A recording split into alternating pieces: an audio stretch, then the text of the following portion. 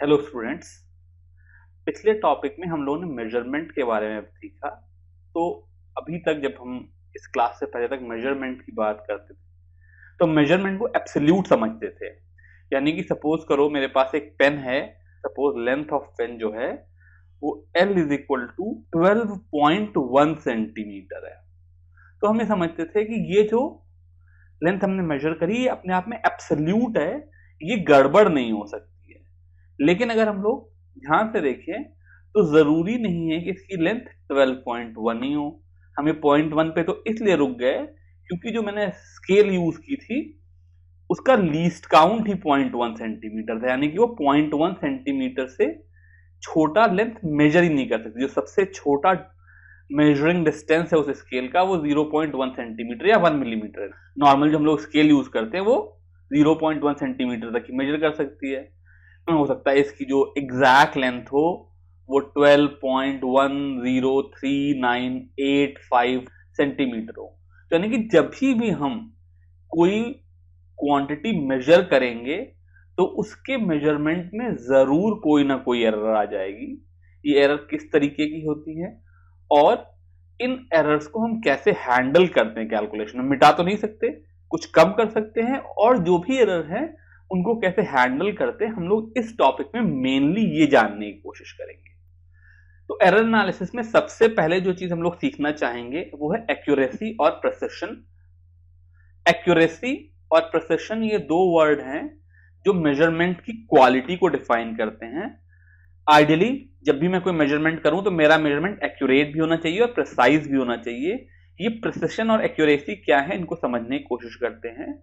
Accuracy का मतलब है how close to the measured value. Suppose करो मेरे पास एक बॉल है जिसका मास 2 ग्राम है और ये 3 स्टूडेंट थे, स्टूडेंट ए, स्टूडेंट बी, स्टूडेंट सी। इन्होंने इस बॉल को 2 बार मेजर किया, एक बार रीडिंग 1 ली, एक बार रीडिंग 2 ली, और ये रीडिंग आ गई। ए के लिए 1.95, 1.93, एवरेज 1.94, बी के लिए 1.94, 2.06, एवरेज 2.00, और सी के लिए 1.99, 2.01, एवरेज 2। तो अगर मैं यहां पर एक्यूरेसी और प्रिसिशन देखूं तो जो मेरे बी और सी हैं ये एक्यूरेट हैं क्योंकि इसका एक्चुअल मास 2 ग्राम है और इनका मेजरमेंट आया वो भी 2 ही ग्राम आया। ए जो है वो कम एक्यूरेट है, लेकिन प्रिसिशन का मतलब है resolution of measurement. Resolution of measurement का मतलब है अगर मैं मान लो वही रीडिंग बार बार कर रहा हूं तो कितना वो सेम रीडिंग के पास गिर रहा है। जैसे मैं देखूं तो यहां पे जो मेरा स्टूडेंट ए है इसकी जो दोनों रीडिंग है इनके बीच में खाली 0.02 का गैप है। जो सी है उसकी दोनों रीडिंग के बीच में खाली 0.02 का गैप है। जो बी है यहां पर जो गैप है ये बहुत बड़ा है, 0.12 का गैप हो गया। यानी जो मेरा स्टूडेंट ए है ये काफी प्रिसाइज है, स्टूडेंट सी है ये काफी प्रिसाइज है, लेकिन जो बी है ये प्रिसाइज नहीं है। तो आइडियली जो मेरा मेजरमेंट है वो एक्यूरेट भी होना चाहिए, प्रिसाइज भी होना चाहिए। हालांकि अलग अलग तरीके की कंडीशन में हम एक्यूरेसी या प्रिसिशन पे कॉम्प्रोमाइज कर सकते हैं। अब जब मैं एरर्स की बात करता हूं तो सबसे पहले एरर एनालिसिस में आने से पहले एरर किस वजह से होती हैं, अलग अलग तरह की एरर कौन कौन सी हैं ये देख लेते हैं। तो सबसे पहले है सिस्टमिक एरर। सिस्टमिक एरर मतलब जैसे इंस्ट्रूमेंटल एरर। दूसरा है imperfection in experimental technique. Suppose करो मैं कोई एक्सपेरिमेंट कर रहा हूं और उस एक्सपेरिमेंट को करने के तरीके में कोई ऐसी गलती कर दूं जिसकी वजह से मेरी रीडिंग गलत आने लगे, तो ये इम्परफेक्शन इन एक्सपेरिमेंटल टेक्निक है। जैसे किसी पेशेंट का मान लो मुझे बॉडी टेम्परेचर लेना है तो टिपिकल तरीका क्या है कि उसकी जबान के नीचे थर्मामीटर रखा जाए। अब सपोज करो कोई डॉक्टर है जो जबान के नीचे थर्मामीटर ना रख करके आर्मपिट में थर्मामीटर रखता है तो हमेशा जो वो टेम्परेचर लेगा वो एक्चुअल बॉडी टेम्परेचर से थोड़ा कम आएगा। तो ये एक इम्परफेक्शन इन एक्सपेरिमेंटल टेक्निक हो गई। फिर पर्सनल एरर है, आदमी के एक्सपेरिमेंट करने के तरीके में कोई गलती आ जाए, ये पर्सनल एरर है। इसके अलावा रैंडम एरर्स है। रैंडम एरर मतलब सपोज करो मैं इलेक्ट्रिसिटी का कोई एक्सपेरिमेंट कर रहा हूं और जो सप्लाई वोल्टेज है उसको यूज करके मैं कोई इक्विपमेंट चला रहा हूं और जो पीछे सप्लाई आ रही है उसका वोल्टेज बढ़ जाए, घट जाए, इस तरह कोई प्रोसेस आ जाए तो हम इनको रैंडम एरर्स कहते हैं, they are beyond our control. और फिर फाइनली लीस्ट काउंट एरर है, जैसे मैं सपोज करो अपनी जो ये पेन थी जिसका मैं पीछे एग्जांपल दे रहा था, इसको मेजर करने के लिए मैं कोई एक मीटर स्केल ले लूं जिसका लीस्ट काउंट 1 सेंटीमीटर है, तो जो इसकी लेंथ आएगी वो कितनी आएगी, 12 सेंटीमीटर।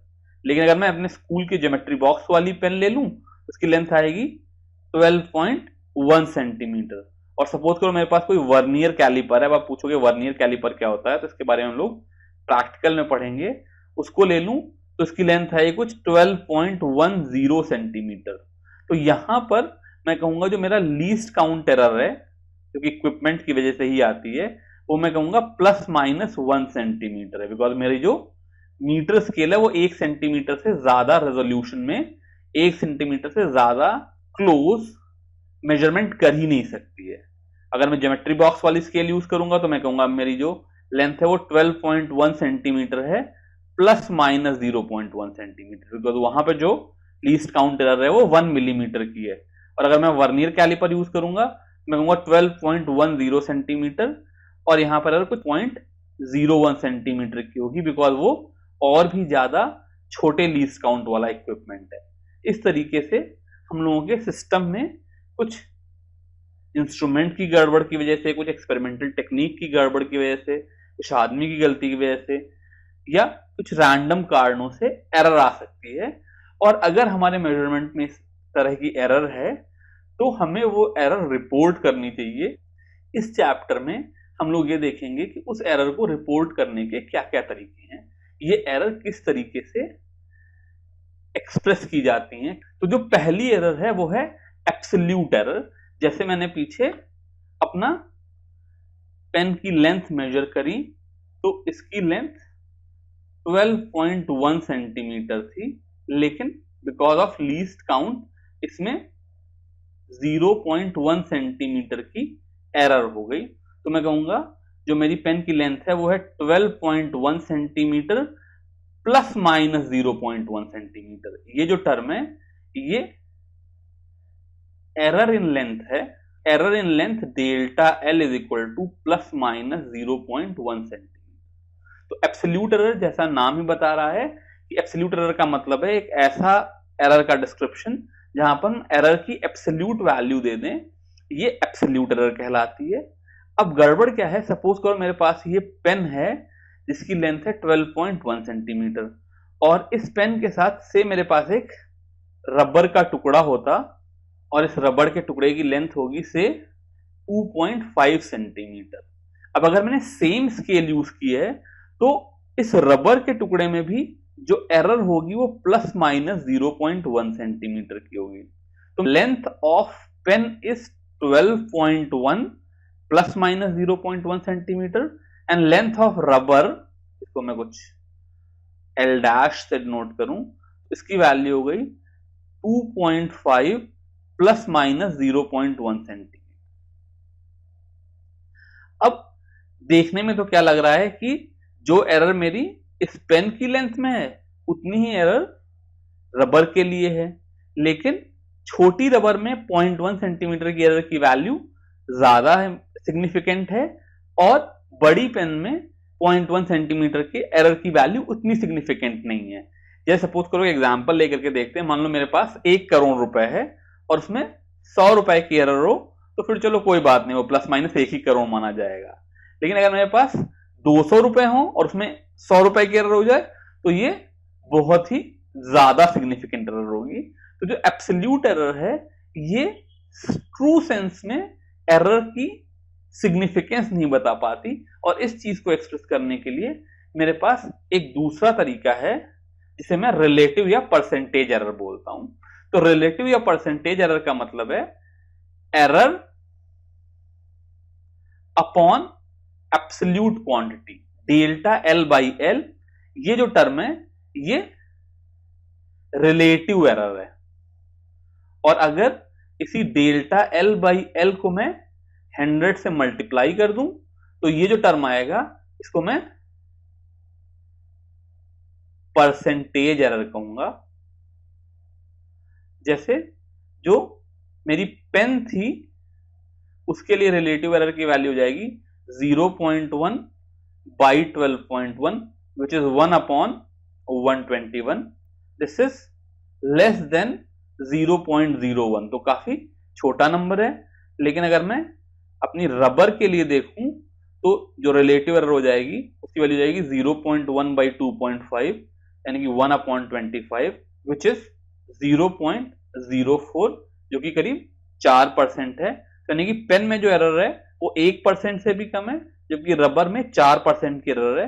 तो जो पेन का मेजरमेंट है वो उतना खराब नहीं है, उतना एरेनुअस नहीं है, उतना गड़बड़ नहीं है। रबर में सेम स्केल से किया हुआ मेजरमेंट ज्यादा गड़बड़ है, उसमें ज्यादा एरर है। अब जब मैं पीछे एरर की बात कर रहा था तो मैं खाली एक रीडिंग ले रहा था और लीस्ट काउंट एरर की बात कर रहा था।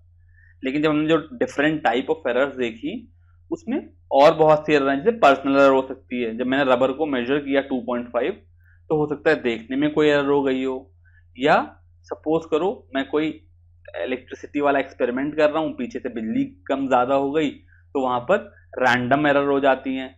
तो इस तरह की एरर्स को मिनिमाइज करने के लिए काफी कॉमन तरीका क्या है कि हम जो भी एक्सपेरिमेंट करें, आपने लैब में करके देखा होगा, उसको एक बार ना करके 3 बार 5 बार 7 बार ज्यादा बार करें और फिर एवरेज ले लें, ताकि अगर कुछ एरर हो भी रही है तो वो कुछ कम हो जाए। ऑब्वियसली इससे जो सिस्टम में जैसे लीस्ट काउंट एरर होगी या इंस्ट्रूमेंट में ही कोई खराबी हो, इस तरह की एरर होगी, वो तो नहीं कम होगी, लेकिन जो रैंडम नेचर की एरर्स हैं वो कम हो जाएंगी।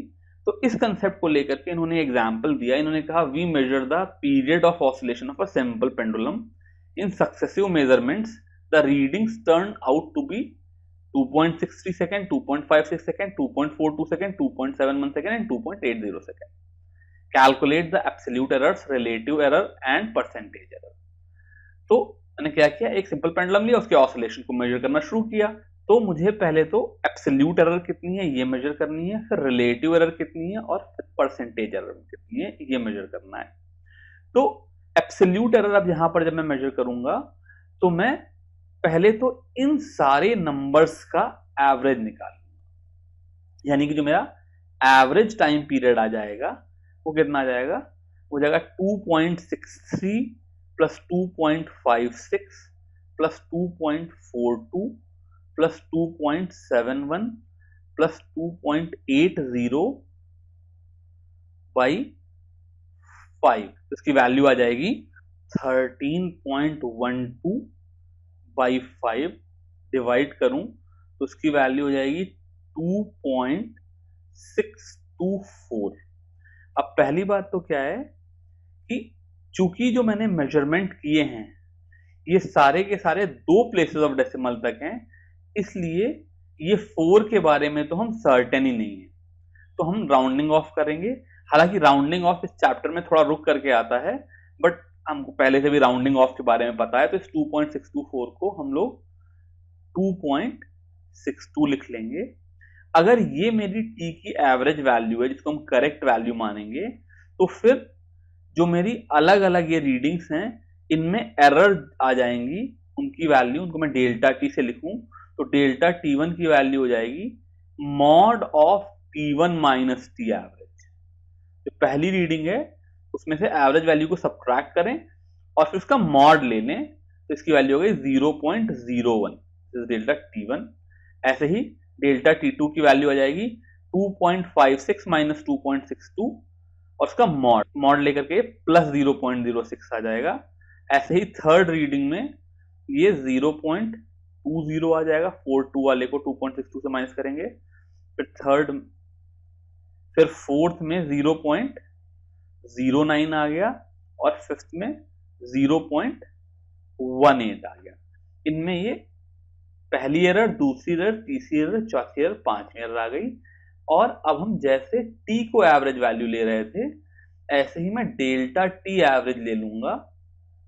इसकी वैल्यू हो जाएगी सम ऑफ डेल्टा टी आईज, यानी कि इन सबका सम अपॉन एन, जो कि 5 है, किसी भी नॉर्मल एवरेज की तरह से इन सबको ऐड करेंगे तो ये आ जाएगा 0.54, यानी कि जो एवरेज एरर है वो आ जाएगी 0.54 बाई 5 विच इज 0.108।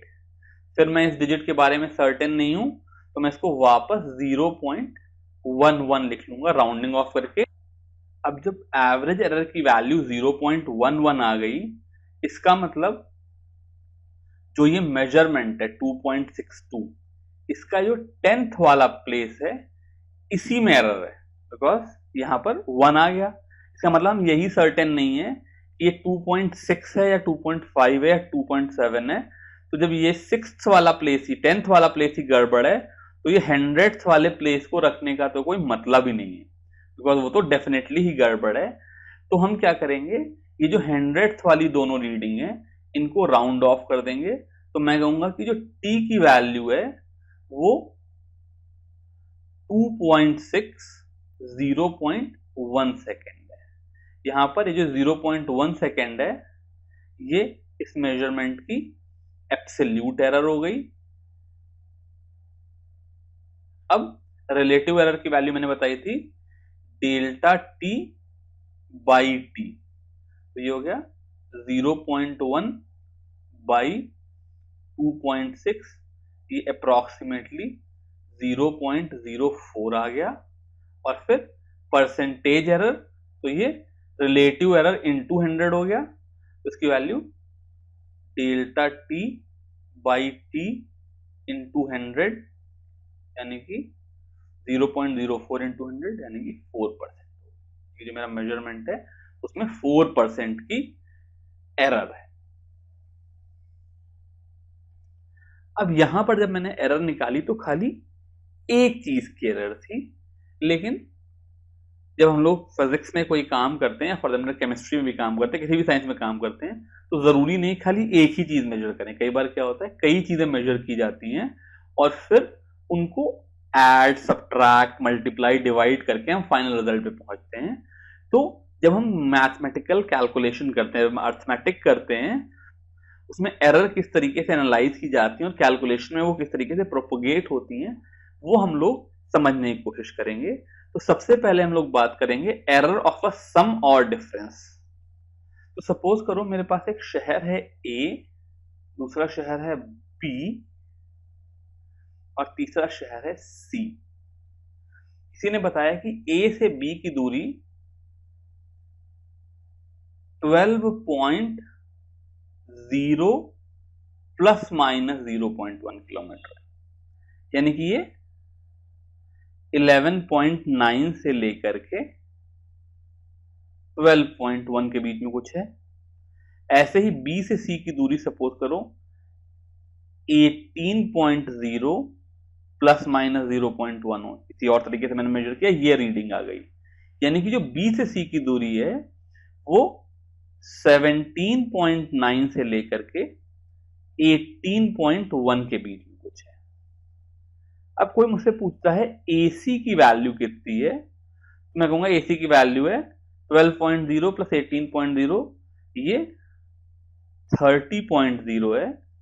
लेकिन जो इसमें एरर आ जाएगी वो मैं कहूंगा 0.1 और 0.1 यानी कि 0.2 है। इसके पीछे रीजन क्या है कि जब मैं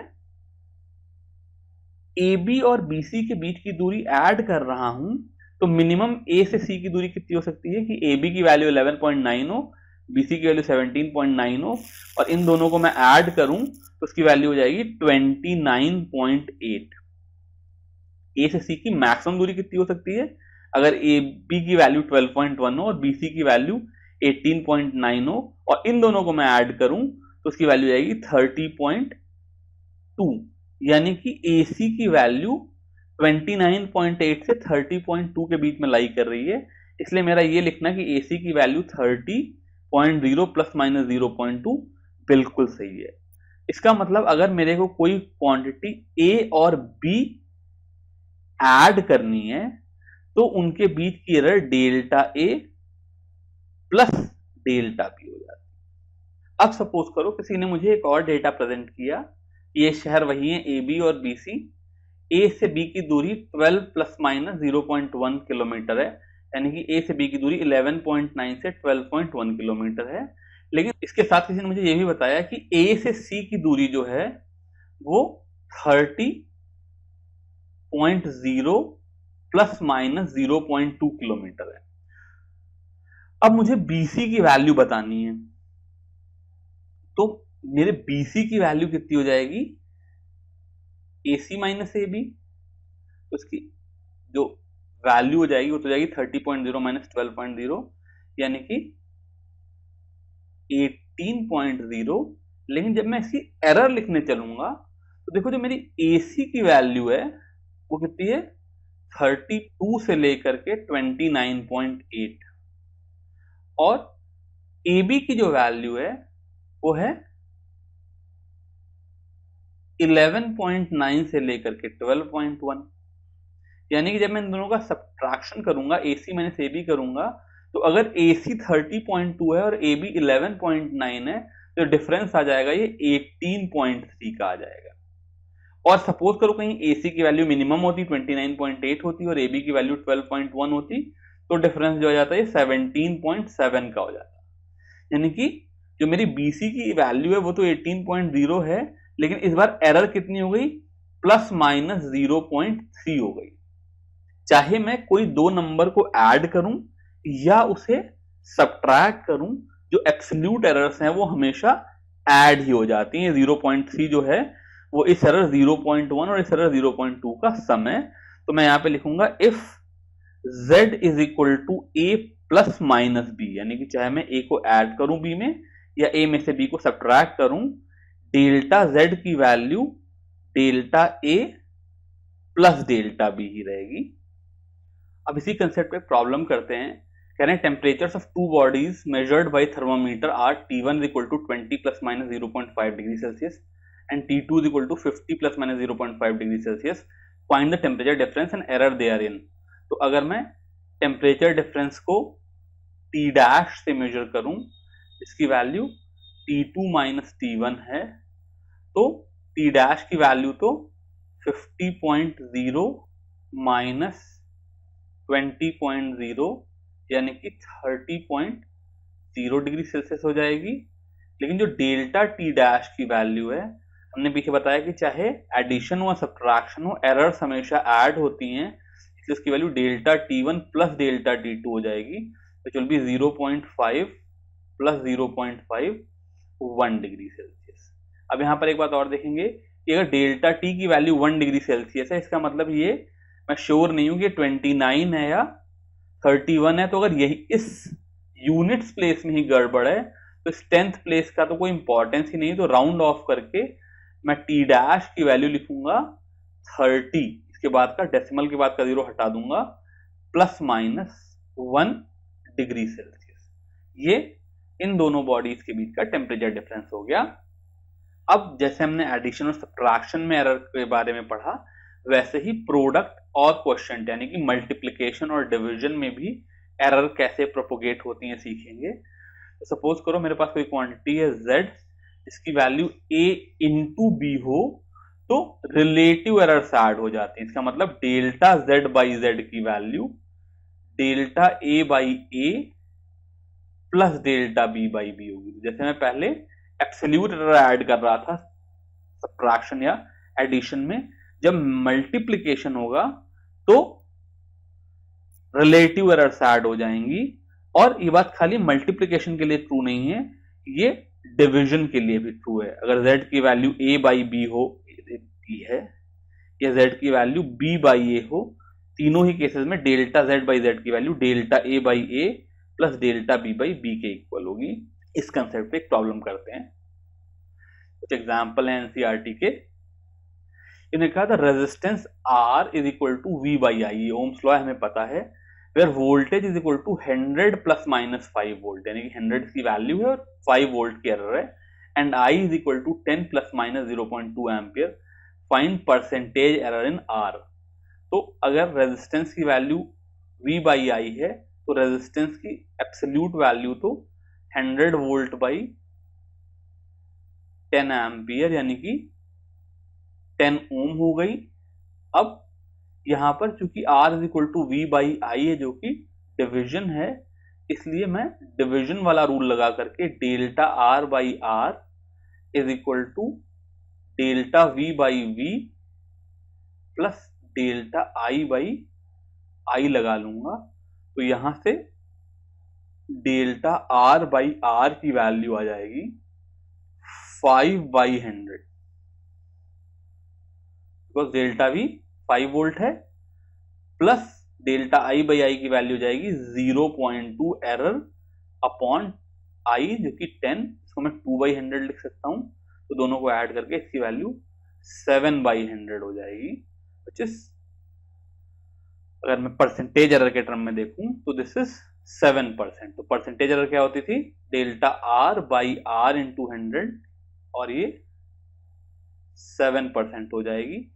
अगला एग्जांपल देखते हैं, यहाँ पे कहना है two resistor of resistance R1 is equal to 100 plus minus 3 ohm and R2 is equal to 200 plus minus 4 ohm are connected, A in series and B in parallel.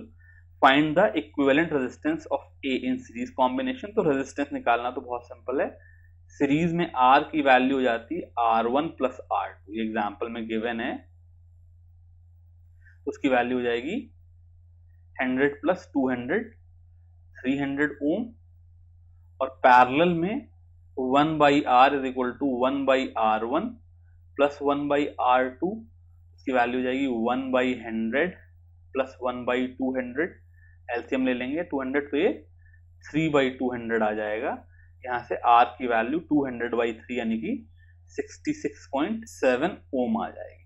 तो आ गए, लेकिन ऑब्वियसली मुझे यहाँ पर एरर के साथ एनालाइज करना है, तो बुक में उन्होंने दिया है कि जब एरर्स ऐड होती हैं तो डेल्टा आर, इसको आर डैश लिख लेता हूं डिफरेंशिएट करने में, तो डेल्टा आर की value delta R1 plus delta R2 होती है। तो यहां पर डेल्टा R1 की वैल्यू है 3 वोल्ट और डेल्टा R2 की वैल्यू है 4 वोल्ट, इसलिए सीरीज कॉम्बिनेशन में जो रेजिस्टेंस R होगा उसकी वैल्यू हो जाएगी 300 प्लस माइनस 7। अभी पैरेलल कॉम्बिनेशन वाला देखें, पैरेलल के लिए 1/R डैश, ये R डैश है यहां मैंने नहीं लिखा, is equal to 1/R1 plus 1/R2 होती है। अब इस तरह का मैंने कोई फॉर्मूला नहीं पढ़ा जिसमें मुझे इनवर्स को ऐड करना है, लकीली हमें बुक में उन्होंने इसका फॉर्मूला दे दिया जो कि फिर डिफरेंशिएशन से आता है, जो मैं यहां पर नहीं निकाल सकता, लेकिन मैं बता सकता हूं। तो बुक में जो कि फॉर्मूला गिवन है, delta R dash by R dash square is equal to delta R1 upon R1 square plus delta R2 upon R2 square. तो मैं यहां पर अगर डेल्टा R डैश की वैल्यू निकालना चाहूं तो ये R डैश स्क्वायर इधर भेज दूंगा, इसकी वैल्यू हो जाएगी R डैश बाई R1 का whole square into delta R1 plus R dash by R2 का whole square into delta R2, और अब वैल्यू पुट करें तो R डैश बाई R1 हो जाएगा 66.7/100, अप्रोक्सीमेटली 2/3 है, इसका स्क्वायर इंटू 3 ओम, डेल्टा R1 3 ओम था, प्लस 66.7/200, इसका स्क्वायर 200 साफ नहीं आया, इंटू 4 ओम, और कैलकुलेट करके वैल्यू निकालेंगे, ये गड़बड़ हो गई तो यहाँ पर ऊपर इधर लिख दी, तो मैंने जगह क्यों इतनी छोड़ी, सॉरी फॉर दैट। यहाँ से डेल्टा R डैश की वैल्यू आ जाएगी 1.8 ओम। ये थर्ड एग्जाम्पल है, यहां पर कह रहे हैं z is equal to a की पावर 4 b की पावर 1/3 अपॉन ये c इंटू d की पावर 3/2, ये पूरा ही डिनोमिनेटर में है। तो इसको सॉल्व करने से पहले मैं एक इंपॉर्टेंट रूल बता दूं, सपोज करो z की वैल्यू a स्क्वायर होती तो मैं इसको a इंटू a लिख लेता, इसलिए डेल्टा z बाई z की value delta a by a plus delta a by a यानी कि 2 डेल्टा a बाई a हो जाती। अगर z a क्यूब होता इसको मैं a इंटू a 3 बार लिख लेता, तो डेल्टा z बाई z की value delta a by a plus delta a by a plus delta a by a 3 term हो जाता है, यानी कि 3 डेल्टा a बाई a हो जाती।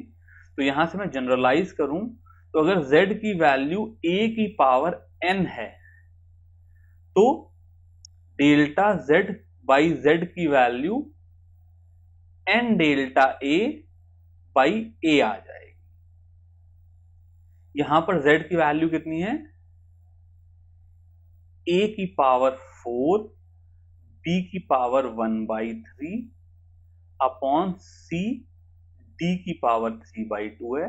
तो मैं ये वाला रूल यूज करूं और इससे पहले जो प्रोडक्ट और क्वोशंट वाला रूल था उसको यूज करूं, तो यहाँ पे डेल्टा z बाई z की वैल्यू हो जाएगी a की पावर 4 की वजह से 4 delta a by a plus b की पावर 1/3 की वजह से 1/3 delta b by b plus delta c by c, क्योंकि c की पावर 1 ही है, और d की पावर 3/2 की वजह से 3/2 डेल्टा d बाई d।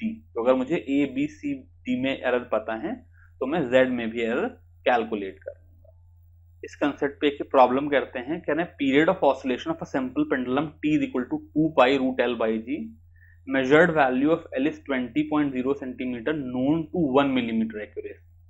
यानी L की वैल्यू 20.0 प्लस माइनस 0.1 सेंटीमीटर है, and time of 100 oscillations of pendulum is found to be 90 second using a wrist watch of 1 second resolution। तो जो टाइम पीरियड हो गया वो हो गया 90 प्लस माइनस 1 सेकेंड, लेकिन ये पेंडुलम का टाइम पीरियड नहीं है, 100 ऑसिलेशंस का टाइम पीरियड है। जो एक ऑसिलेशन का टाइम है वो डिवाइडेड बाई 100 है। अब जब मैं नंबर ऑफ ऑसिलेशंस की बात कर रहा हूं तो नंबर ऑफ ऑसिलेशन एक एब्सोल्यूट नंबर है, कोई मेजर्ड क्वांटिटी नहीं, तो गिनती है, इसलिए इसमें कोई एरर नहीं है, इसको मैं एज सच डिवाइड कर सकता हूं। तो टाइम पीरियड की वैल्यू मैं लिखूंगा 0.9 प्लस माइनस 0.01 सेकेंड। तो अब ये मेरे पास लेंथ आ गई विद एरर और टाइम आ गया with error. What is the accuracy in the determination of G. तो अब यहां से अगर मैं जी की वैल्यू लिखना चाहूं तो स्क्वायर कर लूं दोनों तरफ, तो टी स्क्वायर की value 4 pi square L by G होगी। यहां से G is equal to 4 pi square L by T square है। अब यहां पे जो टर्म 4 पाई स्क्वायर है, पाई की वैल्यू में जितने प्लेसेस तक चाहूं, मैथमेटिक्स इतनी डेवलप्ड है, जितने प्लेसेस तक चाहूं उतने प्लेसेस तक कैलकुलेट करके निकाल सकता हूं। तो ये काफी एक्यूरेटली मैं यूज कर सकता हूं, इसलिए इसकी एरर मैं यहां पर कंसीडर नहीं करूंगा। बाकी यहां पे बचा एल और टी स्क्वायर, तो ये फिर एल अपॉन टी स्क्वायर है, इसलिए यहां पर रिलेटिव एरर वाला कंसेप्ट लगा करके delta g by g is equal to delta L by L plus T square है, इसलिए 2 डेल्टा टी बाई टी हो जाएगा। हमने भैया क्या सीखा कि अगर a की पावर n है तो error n delta a by a हो जाती थी, तो टी स्क्वायर के लिए 2 डेल्टा टी बाई टी हो जाएगी, जैसे पीछे वाले एग्जाम्पल हमने किया था। तो अब यहाँ पे डेल्टा g बाई जी की वैल्यू हो जाएगी डेल्टा l यानी कि 0.1 upon 20 plus 2 into delta T यानी कि 0.01 अपॉन 0.9, तो ये हो गया 1/200 प्लस 2/90, दोनों डेसिमल हटा करके तो उसको सॉल्व करेंगे तो ये 0.027 आ जाएगा। यहां पर g की एग्जैक्ट वैल्यू तो पूछी नहीं, खाली इन्होंने accuracy in determination of g पूछा है, विच इज बेसिकली कितना एरर है g के मेजरमेंट में। तो मैं कहूंगा ये 0.027 है, इसको परसेंटेज में कन्वर्ट कर लूं तो 2.7% हो जाएगा, क्योंकि राउंड ऑफ होकर के 3% हो जाएगा। तो जी में जो परसेंटेज एरर है वो 3% आ जाएगी। इस तरीके से हम लोग ये एरर एनालिसिस वाला टॉपिक खत्म करते हैं। Thank you.